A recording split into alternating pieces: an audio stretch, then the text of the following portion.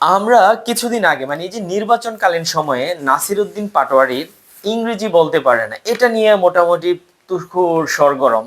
হায় হ্যাঁ রে, ঢাকা ভার্সিটির স্টুডেন্ট ইংরেজি বলতে পারে না। আপনি এই একটা মানে এই আজকের দিন নিয়ে আপনার ভিতরে ভাষা প্রেম, বাংলা ভাষার প্রেম উতলায় উঠছে। বিষয়টা খুবই হাস্যকর না?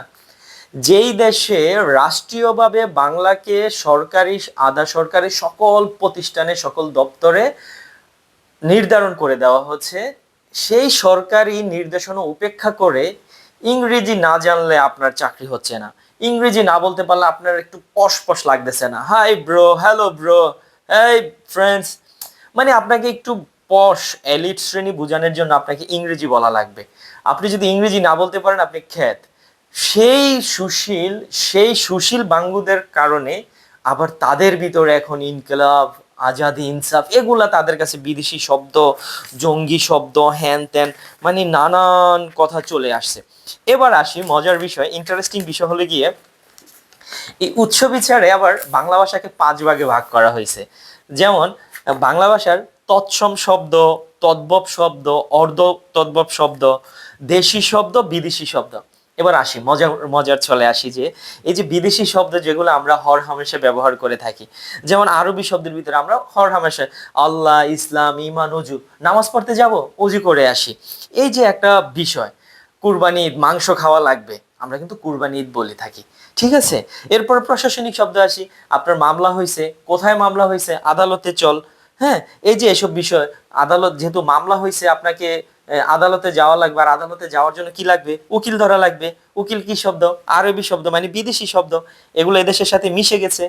তারপরে আসি যে আরো কিছু শব্দ, যেমন আপনার চশমা, আমার চশমাটা কোথায়, দোকানদার, তোষক, কারখানা, হ্যাঁ এইসব। তারপরে বদমাস, পাটোয়ারি সাহেব আব্বাস সাহেবকে বলেছে যে বদমাস, এই বদমাস ছেলেগুলো, জানোয়ার, হ্যাঁ এই যে জানোয়ার, এগুলা কিন্তু বিদেশি শব্দ, এগুলো বাংলাদেশে এসে আহ আমাদের সাথে মিশে গিয়েছে। আরো আসি ইংরেজি শব্দ যেগুলো আমরা হরহামেশা বলে থাকি, যেমন কলেজ, ইউনিভার্সিটি, হ্যাঁ তারপরে আপনার bag, chair, table, football, cricket, চল ক্রিকেট খেলি, ওকে।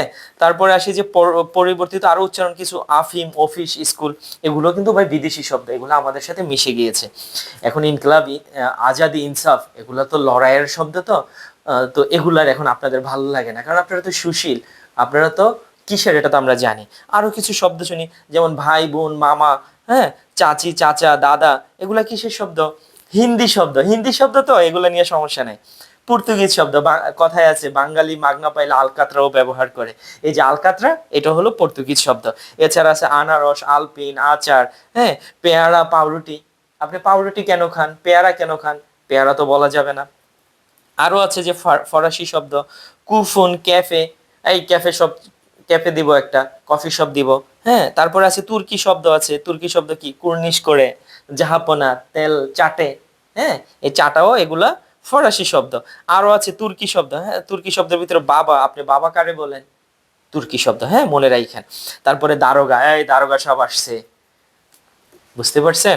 এরপরে আরো এগুলো একদম আমি শর্টকাট করে বলতেছি। পাঞ্জাবি, আপনাদের এই শব্দগুলো বলতেছে এই কারণে যে যারাদেরকে এখন চুলকানি, ইনকালাব, আজাদি, ইনসাফ বলাতে তাদেরকে একটু মনে করিয়ে দিচ্ছি যে এদেশের সংস্কৃতি ভাষার সাথে বিভিন্ন ভাষা, বিভিন্ন জাতি গোষ্ঠীর ভাষার সংমিশ্রণে বাংলা ভাষা হয়েছে।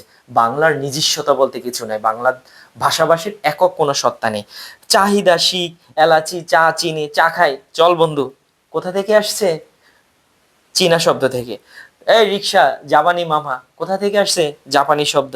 ফেসিস্ট, ফেসিস্ট সরকার পালিয়ে গেছে, কোথা থেকে আসছে? ইতালিয়ান শব্দ থেকে। মাফিয়া, ওই যে ঢাকা আটের মাফিয়া, যেটা আমাদের পাটোয়ারি দেখিয়ে দিয়ে গেছে। হরতাল, হরতাল কোথাকার শব্দ? গুজরাটি শব্দ। চকলেট খাবা, চকলেট দেখায়া দেখায়া ওই যে টিচার স্টুডেন্টরে রুমে নিয়ে যায়, ওই চকলেট, এটাও কিন্তু মেক্সিকান শব্দ। ক্যাঙ্গারু, অস্ট্রেলিয়ান শব্দ, এরকম আরো হাজার হাজার শব্দ আছে। তো বাঙালি সুশীল বাঙ্গুরা, আপনারা সাবধান, আপনারা যত আমাদেরকে দমায় রাখতে চাবেন আমরা ততই জ্বলে উঠবো। ইনকেলাব, ইনকেলাব, জিন্দাবাদ, জিন্দাবাদ, তুমি কে আমি কে, হাদি হাদি।